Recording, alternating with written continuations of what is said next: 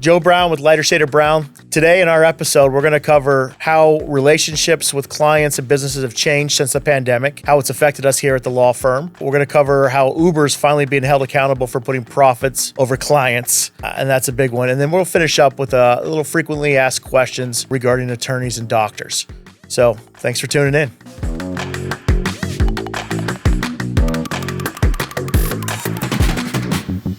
State of the Union. Let's start there. You know what? Weather's great. We're in Arizona. This is the best time to be in Arizona. And that's why we have 1 million people here who don't live here the full time. So snowbirds, you know what? This time of year, we get a ton of traffic. So remember that. You want to make sure you're paying attention. I don't know what it is, but sometimes people who are a little bit older or maybe not necessarily from Arizona don't always notice the color of that light and don't always realize that red means stop. So pay attention. That's something I tell everybody this time of year. But it's the best time of year. I mean, we just had waste management a couple, months ago. We have spring training. It's just a great time of year here, and that's why everybody comes here to visit us. I mean, you can't go wrong. The golf courses are popping. Rates are a little high, but hey, if you can afford it, it's the best place to play.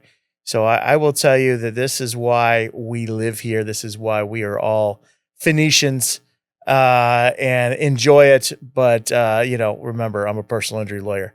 Pay attention to what's going on. Drive defensively. Be safe out there.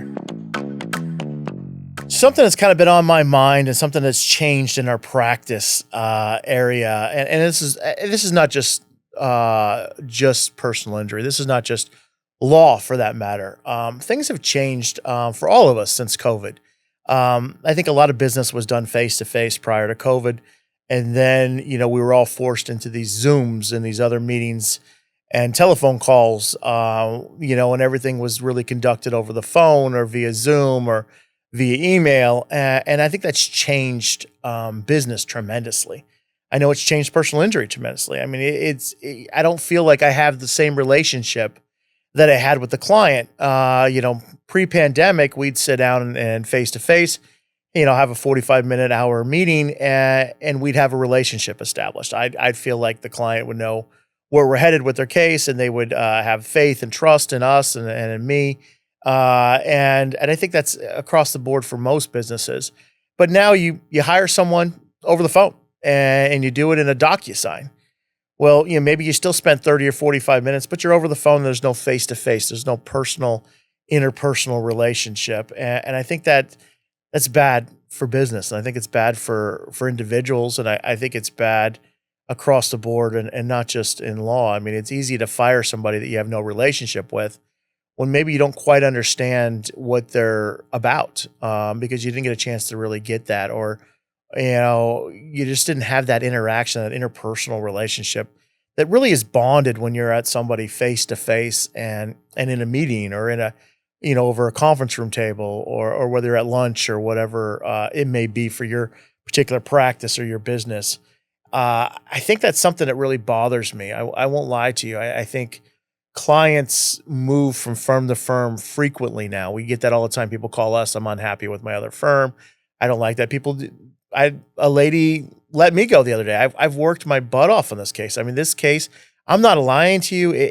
When I say it's this thick, it's that thick. And that's only been 6 months. I mean, I personally diagnosed her with a brain injury. She was seeing a neurologist and the neurologist said, no, she's fine.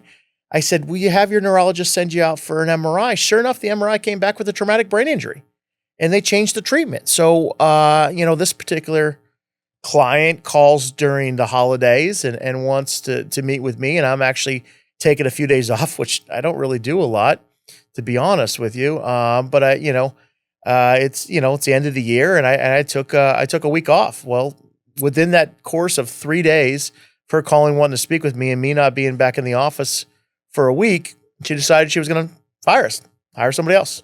So it's one of those things where I'm like, wow, I mean, this is someone referred to me personally by another person. I'm the owner of the law firm and I've personally talked to you more than once and I'm working on your case, but we just didn't have that connection. And I think some of that stems from the fact that people get signed up over the phone. And I wish it was something we could change. And we offer an in-person meeting all the time. But, we're all busy people. And people are, no, if we can get it signed up now, I could save the time. I'd rather do it. Well, I'd prefer you come in because I think it's easier for us to understand what you need and vice versa. And that builds that relationship and that camaraderie, because you know what, we may be your firm and we may be your lawyer, but we're also in this together. We're your partner in this thing. And remember, we don't get paid till the case settles. So if it doesn't settle, then we don't get paid. And if we can't get you the most money, you're not going to be happy. So it's something that we can work together. We should work together. So I will tell you, it's something that's been on my mind for years, and it bothers me. And in my personal life, I try to run more business face to face, and I try to have those meetings if I can, as opposed to just an over the phone conversation or via email, or even Zoom. I mean, that's, I guess, technically face to face, but it's still not. I don't think you build the relationships the way you normally do. But it's been on my mind. I wanted to bring it up. I mean, I'm interested to see how other people think and what they think about it, and how you feel about not being able to, have those face-to-face meetings. Maybe you're happy. Maybe you don't want to. Maybe you don't like people. I like people, so I like being with them. But you know what? I can tell you, my wife, she would rather do it over the phone. She's like, I don't want to go meet with anybody. So to each their own, and I think that's what's important. But I'd love to hear from you guys and see what you think about that. All right, shifting gears a little bit. Recently there's a huge jury award in an Uber rape case. So this is horrible. I mean, and unfortunately, I think there's a lot of these cases out there that have gone unreported or have really not come to fruition, in the public's eye, and it's got to change. So we've got predators who then go sign up to be an Uber driver. And now they go, respond to your Uber call. They pick up a young lady, and I think they flip the app off just before they're picking them up. Lady gets in, and unfortunately they drive to a secluded place, and this sexual assault happens. I mean, this is something that I think is a much more of an epidemic than people realize. And finally, Uber's being held responsible. And this jury just held them responsible for, I think the tune was $7.5 million. And they need to change things. They need to do background checks. It really isn't hard for them to do some type of documentation and background check to make sure that their drivers are not just good drivers, which I don't think they do a great job of that either, but not bad people. I mean, I've personally had someone reach out to me where the Uber driver, held them hostage and took money from them, and they were going out the club at Scottsdale. They're drinking. They get an Uber to go back home, and the guy pulls over and says, "Listen, I'm going to need all your stuff." And they're like, your phone, your wallet. And these guys are like, well, turns out the guy shut off the Uber, so they don't even know who he was. So you got to pay attention to who the correct Uber is that you're getting into. But this is back to, hey, you got to be aware of your surroundings. But I am a big advocate of big companies being held responsible for things that they can do, but they choose not to do because they put in profit ahead of us individuals. And that's what this is all about. How hard is it for Uber to do a background check? What's it cost? $50, $100? How hard is it to them dive into a driver record, a criminal record, any of those things? It's not hard at all. They just choose not to do it because if they do $100 a person and then, wow, we multiply that by however many Uber drivers we have, $1 million. Well, now that just costs us $10 million in profit. Well, you made $1 billion. What's 10 million? So you know what? Give some security, give some peace of mind to the people who are your clients. Take care of them. This is something that we're big at. If anything like this has happened here in the Phoenix area and you want to consult, give us a call. I mean, I'm handling cases right now against another company that's not done a good job of protecting their clients from predators. And that's an Airbnb case.